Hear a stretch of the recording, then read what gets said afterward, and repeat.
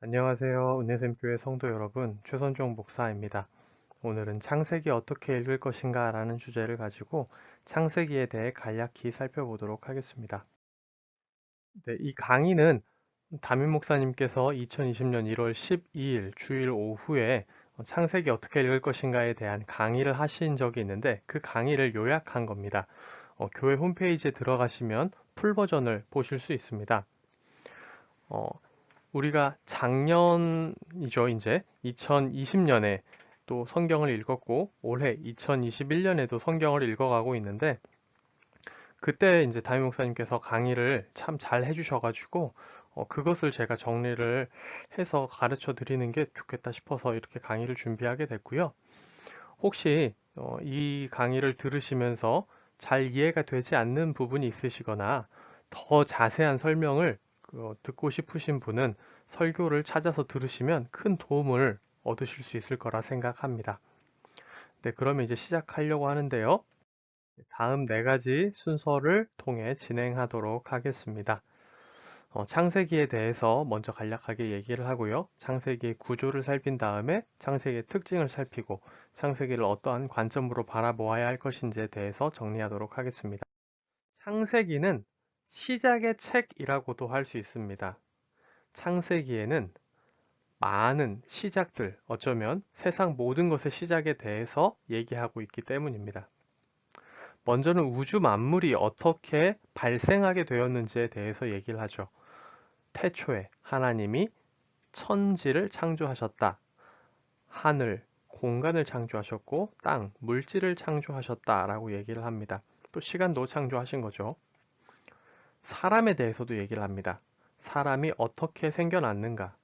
사람은 진화론에서 말하는 것처럼 우연히 발생한 게 아니라 확률적으로 태어난 것이 아니라 계획에 따라 하나님의 모양과 형상을 따라 빚으셨다라고 창세기는 얘기하고 있습니다. 또한 인류의 역사의 시작에 대해서 말하기도 하죠. 그리고 창세기는 하나님의 구속 계획의 시작을 얘기하기도 합니다. 이처럼 창세기는 많은 시작들에 대해서 얘기하고 있는 책입니다. 창세기 구조를 살펴보려고 하는데요. 창세기를 크게 두 부분으로 나누면 먼저 1장부터 11장까지는 원시 역사라고 부를 수 있는 파트입니다. 그리고 12장부터 50장까지는 족장 역사라고 할 수 있는 부분이죠. 각각의 특징에 대해서는 제가 조금 이따가 더 자세히 설명해 드리도록 하겠습니다. 12장부터 50장까지 이어지고 있는 이 족장 역사는 좀 더 세부적으로 나누게 된다면 12장부터 25장까지는 족장 아브라함을 중심으로 이야기가 전개가 됩니다. 그리고 25장부터 36장까지는 야곱에 대해서 얘기를 하고 있고요. 여기서 이제 그 아브라함과 야곱이 25장에서 겹치는 것은 25장 초반에 이제 아브라함이 죽는 장면이 나오거든요. 거기까지 이제 포함을 하기 때문에 이 부분은 조금 겹칩니다. 그리고 야곱 이후에 37장부터 50장까지는 요셉과 형제들이 나온다고 할 수 있겠습니다. 이 인물들을 중심으로 창세기가 돌아간다라고 얘기를 해볼 수가 있죠. 창세기 1장부터 11장까지의 특징에 대해서 살펴보도록 하겠습니다. 가장 먼저 창세기 1장부터 11장은 창세기 전체의 서론 역할이라고도 볼 수 있고요. 더 나아가서 모세오경의 서론이라고도 할 수 있습니다. 모세오경이라는 것은 모세가 기록한 5가지 성경책으로 창세기, 출애굽기, 레위기, 민수기, 신명기 이 5권을 합쳐서 묶어서 이르는 말입니다. 그리고 이 창세기 1장부터 11장은 구약 성경과 신약 성경 전체의 서론이라고도 우리가 얘기해 볼 수가 있겠습니다. 그만큼 이 1장부터 11장까지의 내용이 중요하다라고도 얘기를 해 볼 수가 있겠죠. 기본적으로 이야기 형식으로 진행이 됩니다. 그래서 술술 읽히고요. 잘 우리가 이해할 수 있는 형식으로 나오는데요. 중간중간에 족보가 나오게 됩니다. 이 족보가 이야기의 맥과 흐름을 끊는 것처럼 보입니다. 하지만 이 족보도 굉장히 중요한 역할을 하는데 먼저 인류 역사의 흐름을 보여주는 지표라고 할 수 있습니다. 또한 하나님께서 사람을 만드시고 복을 주시면서 생육하고 번성하고 이 땅에 충만하라고 말씀하셨는데 그 과정을 보여주는 증거라고도 할 수 있죠.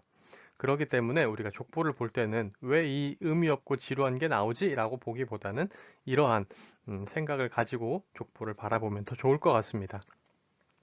또 그리고 창세기의 주요 특징 중에 하나가 창조와 타락 그리고 그 이후를 다룬다는 건데요. 우리가 기독교의 세계관을 얘기를 해보자면 창조, 타락, 구속, 그리고 재창조 이렇게 네 가지 어떤 그 단계로 구분을 해볼 수가 있는데요. 창조와 타락이 일어나고 그리고 그 이후에 어떻게 되고 있는가가 1장부터 11장까지에 아주 잘 나와 있습니다. 그렇기 때문에 기독교의 세계관을 이해하는 데 있어서 매우 중요한 부분이라고 할 수 있고요. 타락한 인류를 구원하기 위한 하나님의 계획들이 등장합니다. 또한 타락한 인류를 향한 하나님의 심판이 나오는 부분이기도 합니다. 타락한 인류를 향한 하나님의 심판은 바로 홍수라는 특징으로 나타나게 됩니다. 홍수 이야기는 1장부터 11장 중에서 가장 많은 지면을 차지하고 있습니다. 6장부터 8장까지인데요. 이 서론 부분에서 심판 기사, 홍수 이야기가 제일 긴 이유는 하나님이 그만큼 죄를 미워하신다는 것을 강조하기 위함입니다.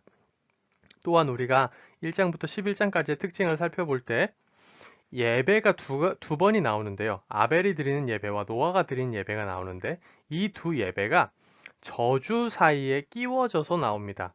사람이 죄를 짓고 타락했기 때문에 내려지는 그 저주 사이에 예배가 나오는데요. 이것은 세상이 저주와 심판 가운데 있어서 우리가 예배를 통해 하나님께 나아갈 수 있음을 보여주는 그런 구성적인 특징이라고도 얘기를 해볼 수가 있겠습니다. 다음으로 창세기 12장부터 50장까지의 특징을 살펴보려고 하는데요. 이 부분은 족장 역사라고도 우리가 말씀을 드릴 수 있습니다.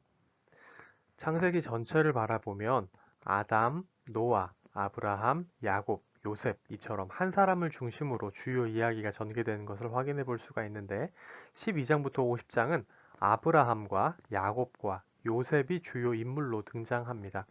메인 어떤 이야기가 이 세 사람을 중심으로 전개가 되는데요. 한 가지 이상한 점을 찾아볼 수가 있습니다. 바로 아브라함의 아들은 이삭입니다. 야곱은 아브라함의 손자죠. 그런데 이삭은 이야기가 굉장히 짧게 나오고 주요 인물로서 등장하지가 않는 거죠. 이 부분에 대해서는 다미 목사님께서 말씀을 하셨듯이 아마도 우리가 미뤄 추측컨대 큰 충격을 받아서 조용히 살았기 때문에 그런 게 아니겠냐라고 얘기를 해볼 수가 있습니다. 아브라함이 어린 이삭을 데리고 제사를 드리러 갔죠. 모리아 산으로. 칼을 들고 자기가 사랑했던 아버지가 자신을 죽이려고 했습니다. 그 사건이 어린 이삭에게 굉장히 큰 트라우마가 상처가 되어서 별다른 일 없이 그냥 조용히 살았기 때문에 지면에 어떤 기록할 만한 사건 자체가 적지 않았을까 우리가 이렇게 생각을 해볼 수도 있는 거죠. 또 우리가 생각해 볼 것 중에 하나가 아브라함 이야기의 핵심인데요. 아브라함 이야기의 핵심은 아들, 단순히 아들만이 아니라 많은 후손을 주겠다는 약속이죠. 그리고 땅, 복을 주겠다는 하나님의 약속이 아브라함 이야기의 핵심이라고 할 수 있습니다. 또 이 부분은 어떻게 보면 우리가 창세기의 주제라고도 할 수가 있습니다. 하나님의 약속이 역사 속에서 어떻게 성취되는가 이것이 또 창세기의 주제인데요. 이 아브라함 이야기의 핵심이자 창세기의 주제 그리고 아들과 땅과 복을 주겠다는 이 하나님의 약속은 단순히 아브라함 한 사람에게만 주어졌던 약속이 아니라 족장들을 통해 반복되는 같은 약속임을 확인할 수 있습니다. 그러니까 이 아브라함에게 했던 이 약속이 그 아브라함의 후손과 족장들을 통해 계속 반복되며 어떻게 실현되고 있는지를 우리가 찾아가 볼 수 있다는 거죠. 많은 후손의 입장에서는 바로 다음에 창세기부터 우리가 일부분이 성취되는 것을 확인해 볼 수가 있습니다. 출애굽할 당시에 장정만 60만 명이었습니다. 그럼 전체 인구는 200만 명 이상이거든요. 이처럼 이렇게 많은 자손들이 불어나는 것을 볼 수 있는데 단순히 여기서 많은 자손을 주겠다는 것에 어떤 완전한 성취라고 볼 수는 없습니다. 신약 시대를 가보면 아브라함의 자손으로 오신 예수님이 계시죠. 그 예수님으로 인해 많은 이방 사람들, 우리 같은 이스라엘 사람이 아니었던 모든 사람들까지도 하나님을 알고 예수님을 통해 하나님의 자녀가 되죠. 그러면서 예수님께서는 우리가 이렇게 새롭게 하나님의 자녀가 된 사람들에 대해서 이들이야말로 진정 아브라함의 자손이다라고 얘기를 하십니다. 바울도 이런 얘기를 하죠. 그렇기 때문에 예수 그리스도로 인해 이 아브라함 이야기의 약속이 궁극적으로 성취되는 것을 우리가 또 확인을 해볼 수가 있고요. 땅 같은 경우도 우리가 모세오경과 역사서를 보다 보면 정복 전쟁을 하면서 이스라엘 땅을 얻는 모습을 볼 수 있습니다. 하지만 그 땅은 나중에 포로기를 거치면서 또 뺏기게 되죠. 신약 시대도 보면은 로마 제국이 지배하는 땅이죠. 그렇게 된다면 하나님이 주셨던 땅을 뺏어가는 건데 땅을 주겠다는 약속이 완전히 이루어질 수 있는가에 대한 질문을 할 수 있는데 이 또한 예수 그리스도를 통해서 완전히 궁극적으로 성취되는 것을 볼 수가 있죠. 우리 눈에 보이는 땅과 기업만이 전부가 아니고 예수 그리스도께서 우리를 위해 예비하신 영원한 처소, 천국에 대한 그런 우리의 거주지로서의 본향으로서의 땅의 어떤 성취를 또 바라볼 수 있습니다. 또 복에 대한 약속도 성취가 되는데요. 복에 대한 약속도 네, 형통이라는 개념으로 우리가 생각을 해볼 수가 있습니다.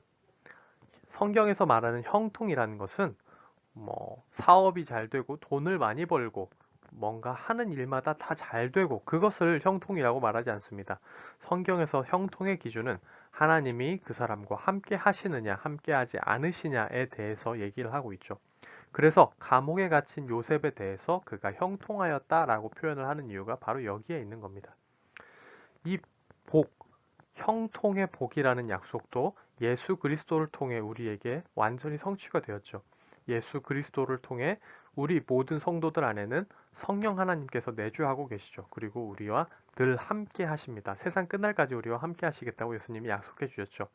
이러한 것들이 예수님을 통해 온전히 성취가 되었는데 이 모든 약속과 또 성취의 이야기들이 점진적으로 역사 속에서 어떻게 성취되고 있는가를 또 우리는 창세기를 통해 확인을 해볼 수가 있습니다.